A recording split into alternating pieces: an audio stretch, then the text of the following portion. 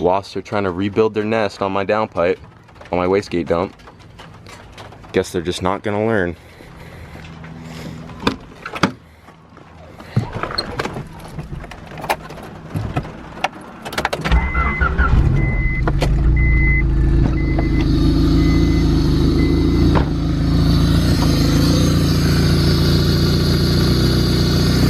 See how long they last.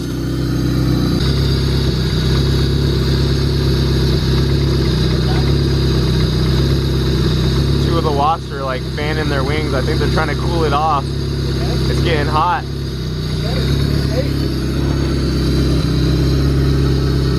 They're like all on there right now too.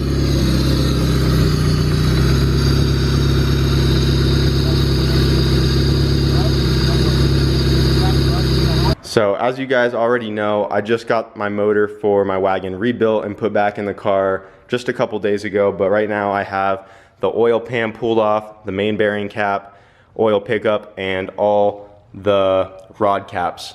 So the reason I had to take all that off is because after I did the first oil change on the car, all I did was just let it warm up fully, then shut it off and did an oil change right away. I had to stab a screwdriver through the oil filter to break it free because it was on there super tight. And after I did that and pulled the screwdriver out, all the oil that came out of the filter was pretty dirty with metal shavings. And I wasn't too concerned since that was just the first oil change, and I figured a lot of it was just metal being flushed out from the previous set of bearings that got all fucked up.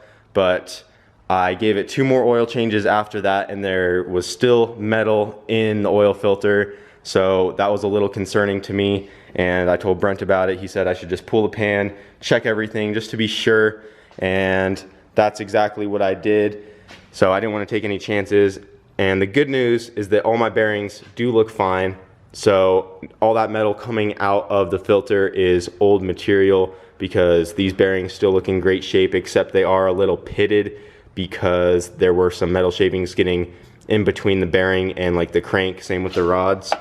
So can't really see it on camera, but there's just like little specks on the bearings, but there is no material coming off of the bearings. So all that metal that I was seeing was old, and it was just flushing it out, and that is my fault because I did not clean the motor out very well when I had it all apart. For instance, like this main bearing cap, I'm sure that thing was filled with metal shavings and I never even cleaned it out.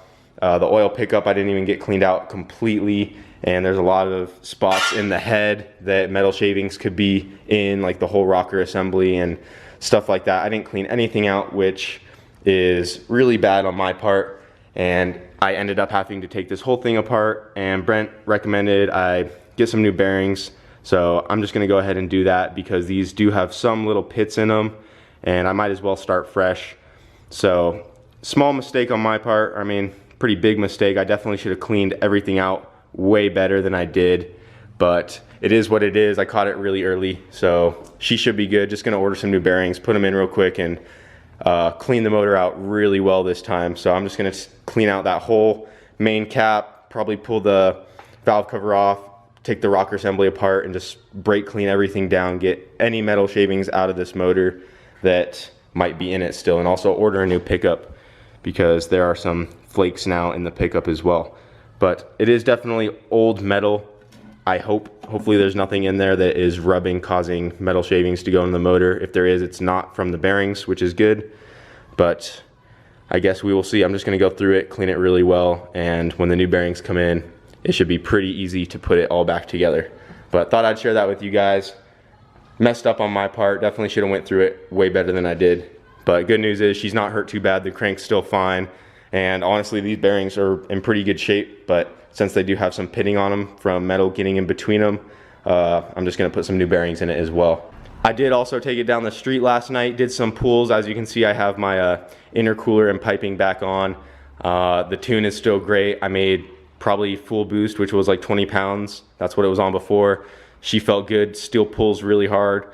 So I'm hoping once I get these new bearings and I clean it all out again that she'll be ready to go. But minor setback on the Wago, and I'm a little upset, but it's whatever.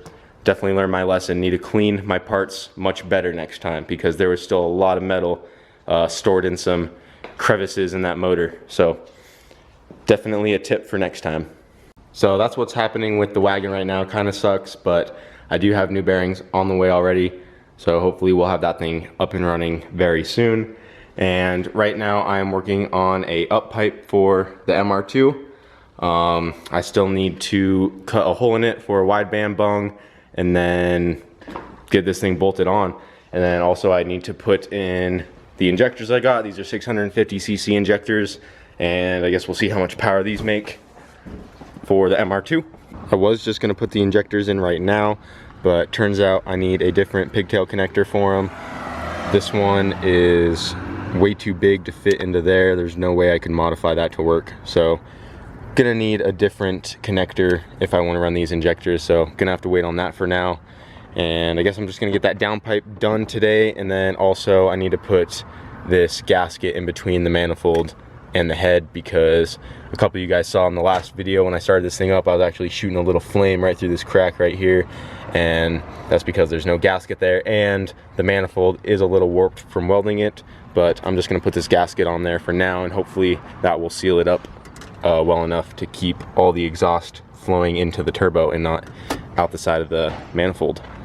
Well, I got the downpipe almost done. I just have to add a little bit to bring it up higher because it sits kind of low in there. But I already got the spot for a wideband bung welded on.